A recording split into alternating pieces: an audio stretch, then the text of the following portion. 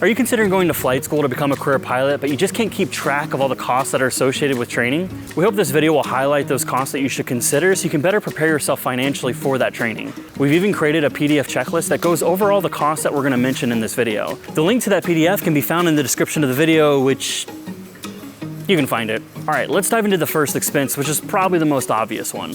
Flight and ground training. There are typically two ways that training expenses, both flight and ground school, are structured.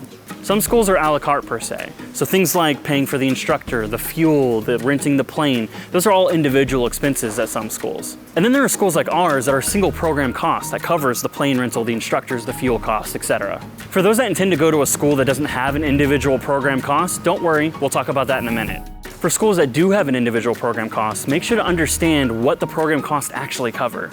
Most programs cover the plane and instructor rental, fuel costs, ground training, and the online ground school that the school uses, but it changes from school to school. Also verify that the program isn't reflecting costs to just achieve the minimum hours to receive a certificate or rating. Most student pilots don't receive a certificate or rating with the minimum required hours. A good example of this is our private pilot license has a minimum requirement of 35 hours. Our average student, though, usually accomplishes this in 50 hours. Imagine projecting your cost off the minimum compared to the average. That would be approximately a 30% difference in hours, meaning a 30% difference in cost. That'd be thousands of dollars you wouldn't have considered. What about schools that have all their costs individually priced rather than a single program cost? All you have to do is look at each individual cost. So consider the plane rental cost. Make sure to find out if the plane rental cost is what they call a wet or dry lease. If it's a dry lease, you'll need to consider the cost of fuel as well. The instructor hourly rate. You'll want to determine whether there's a difference between their hourly rate for flight lessons compared to ground lessons. The cost of your preferred online ground school such as King Schools or Sporties. Any other miscellaneous fees they may charge such as membership fees, admin fees, etc. Personal expenses. This expense matters for those who are rolling into a flight school full-time, where you're unable to have a job in the midst of training. You're going to want to figure out what your living expenses is every month, and then multiply that by the number of months that the program length is. Let's look at an example of this. According to Full.com and their breakdown of the U.S. Bureau of Labor Statistics from 2021, the average monthly expense for a single American is $3,241. Our program here at Blue Line, the most efficient in the nation, by the way, is 5.5 months long. If you multiply the average monthly expense with the length of the program, that means you need to be able to cover $17,825. Keep in mind, your monthly expense could be less or more than the national average. There's one expense, though, that we want to give its own attention to, and that's housing. If you're going to flight school full-time, you're going to want to know where you're living and how much it'll be.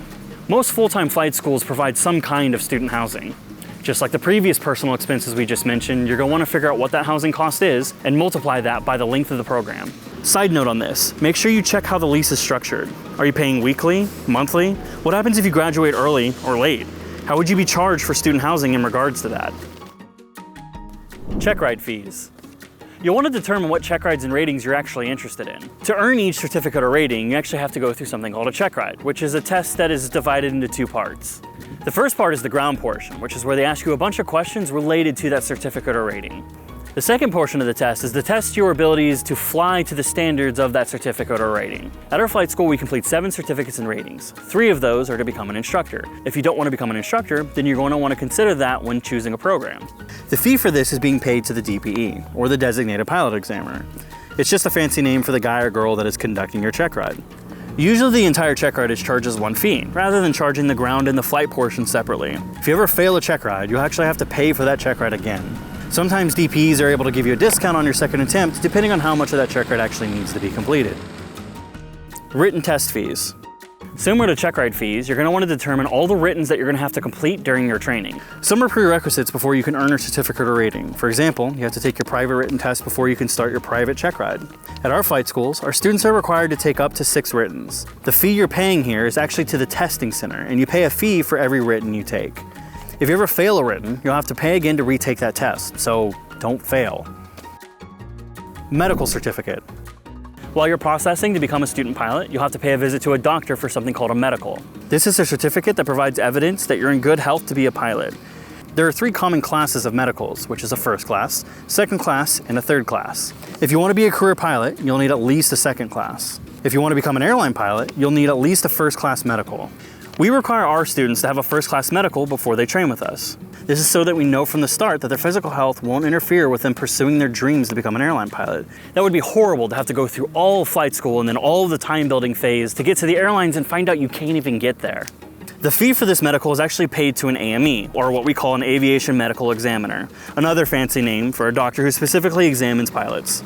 First class medicals are typically the most invasive and the most expensive. Third class is the least invasive and the least expensive. Training supplies. Just like any school setting, there are supplies you're going to have to purchase to properly prepare yourself for training. This includes things like the FAA book, such as the Pilot's Handbook of Aeronautical Knowledge, or the Airman Certification Standards. Also includes iPads, knee boards, headsets, all the way down to pencils and notepads.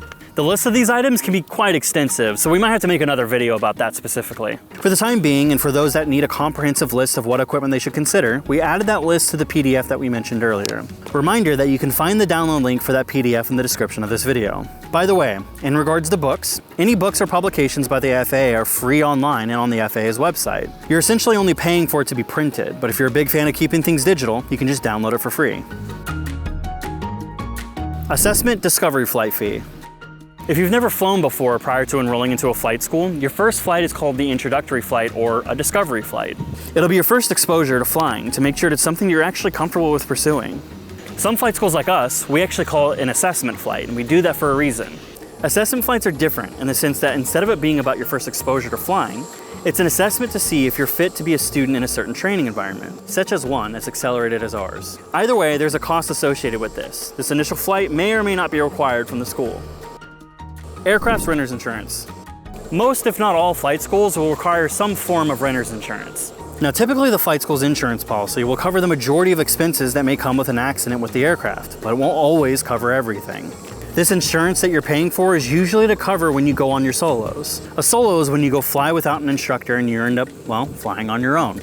The insurance can also make sure you're covered for any additional expenses the flight school's policy might not cover. Are you financing your training? If so, make sure you're aware of any costs associated with financing. A really common one is something called a loan origination fee, which is essentially an admin fee for the loan provider providing their services. When you pay this fee actually goes straight to the lender. It's usually a percentage of the entire loan. So if it's a 1% origination fee on an $80,000 loan, that's $800 you'll want to take into consideration. Most of the time, the loan origination fee can be rolled into the loan itself, so you don't have to pay anything out of pocket up front. Fuel surcharge.